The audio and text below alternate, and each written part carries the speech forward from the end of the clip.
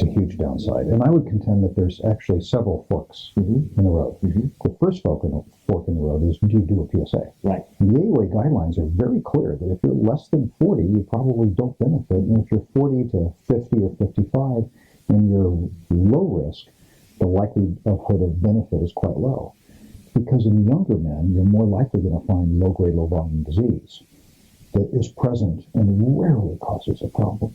So the first fork has to do with, and there are ways that you can actually predict who's low risk, who's a greater likelihood of low risk. The lower PSAs, the man whose PSA went up just a smidge and he's very young and he's Caucasian and his rectal exam's normal, those people preponderantly have low risk disease.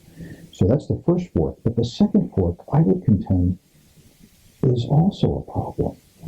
And that is, in both of our practices, you see the guy who is found to have low-risk disease and thinks about it and says, I'm going to go on active surveillance.